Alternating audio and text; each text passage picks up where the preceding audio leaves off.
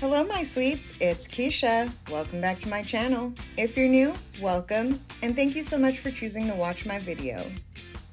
Today I'll be showing you how I made this Honey Bee wreath using Dollar Tree and other inexpensive supplies. So if you're ready to see how, just keep watching. A list of supplies I used is in the description box below. To begin this project, I have a bee that I removed from the garden stake purchased at Dollar Tree. I decided to repaint it using Waverly chalk paint in maize, ink, and white. I did 2 coats of paint, drying completely in between coats, and sealed it with matte Mod Podge clear acrylic sealer.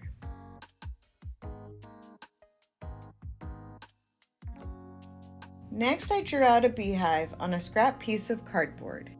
I have a free printable linked in the description box if you're interested in using the one I made. I used twine purchased from Walmart to wrap around the cardboard.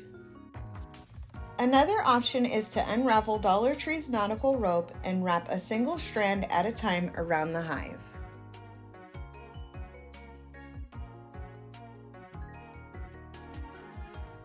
Once I reached the top, I covered the edge of the hive and glued the excess twine on the back. Always use your proper fire safety guidelines, and if you're afraid of fire, skip this step. Here I'm using a lighter to singe off all of the stray fibers, and this also gives the hive some additional dimension. Next, I use a heart-shaped chalkboard tag from Dollar Tree as the opening for the hive. Once the heart is secured, I use twine to trim around the outside.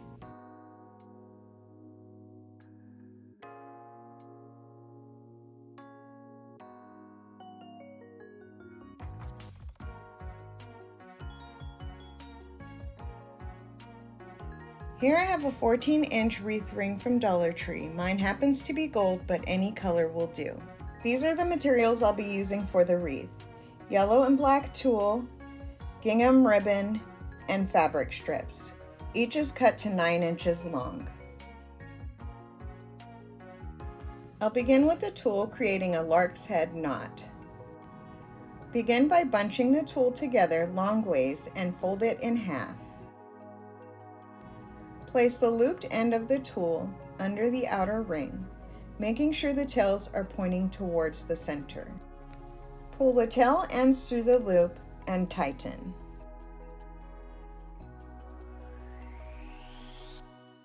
Here it is again, a little bit faster. Bunch the tulle together long ways and fold it in half. Place the loop end of the tulle under the outer ring, making sure the tails are pointing towards the center. Pull the tail ends through the loop and tighten.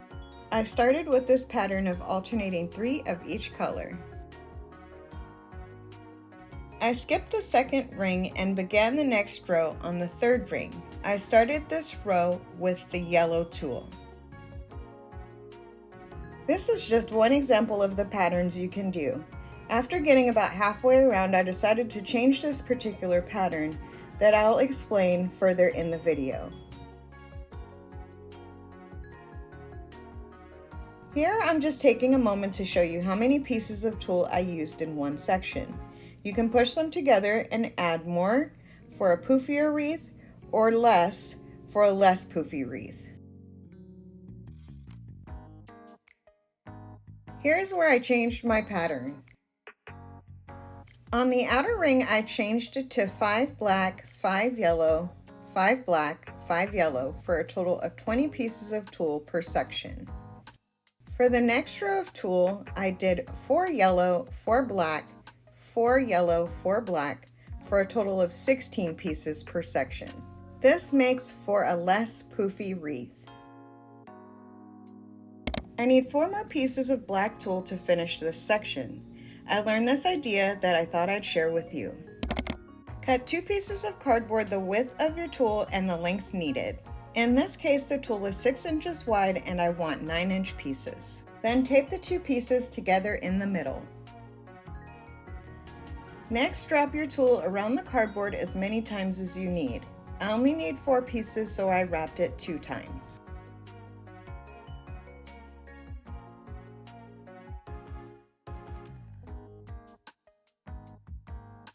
Cut the roll away from the cardboard. Then use the opening between the 2 pieces of cardboard to run your scissors through to cut the tulle.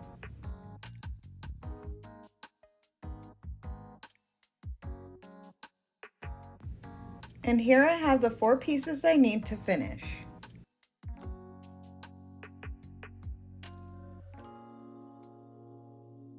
Next, I'll add the fabric and ribbons to the inner ring of the wreath. I do the same lark's head knot, alternating the colors. If you want to dog ear or dovetail any of your ribbons or fabric, do this before tying them on.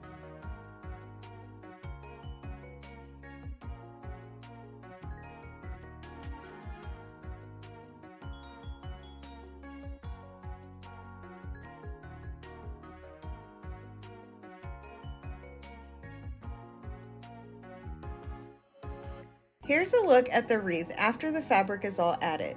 It's adorable like this, but of course you already know I'm going to add embellishments. So as I was going through my stash for a welcome sign to add, I came across this. Guess I'm gonna paint another bee and a welcome sign. Yay! Yippee! Next I have 3 wooden dominoes that I paint with 2 coats of Waverly chalk paint in Maize. And above, I removed the hanger from the welcome sign and painted it with ink chalk paint.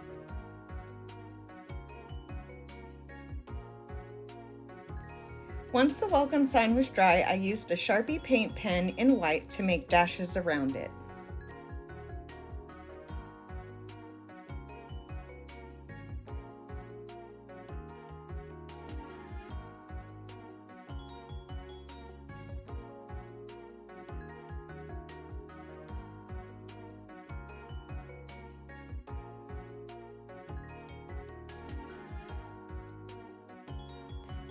I cut down the dominoes so they would fit behind the openings of the welcome sign and used a combination of E6000 and hot glue to secure them.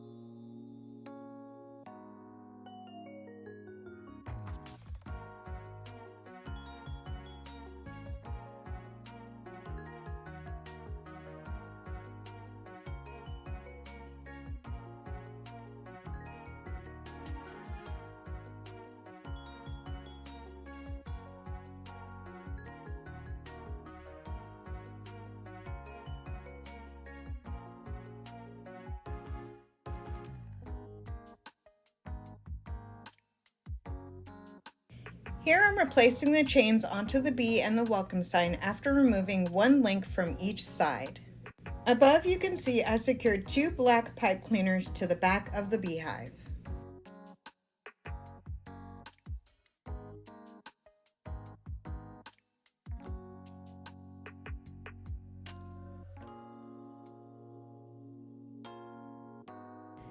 I made a simple ribbon bow to cover the hole in the heart.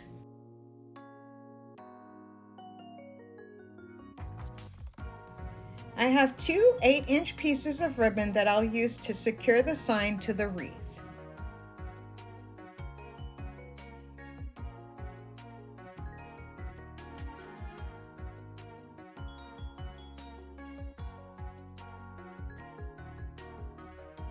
Here I have everything face down and I'm using the empty ring to secure the sign to.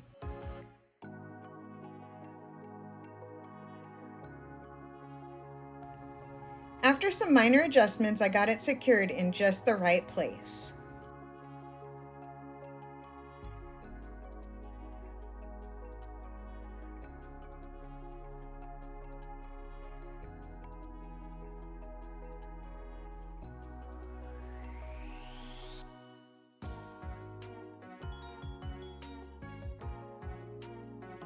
I used an extra piece of fabric to clean up the back of the sign, then placed a zip tie to use as a hanger.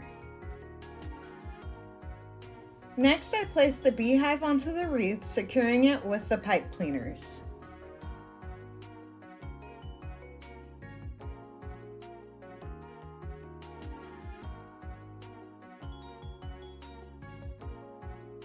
I made sure to roll up the pipe cleaners so the ends wouldn't scratch the door or wall.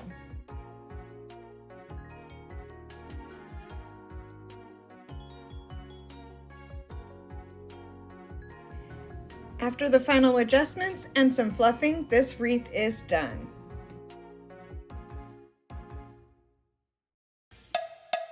Here's a final look at how this sweet Honey Bee Summer Wreath came out. Let me know what you think. If you've enjoyed this video, please hit the like button and leave me a comment below. And as always, thank you so much for watching, and remember, love, inspire, create. See you next time.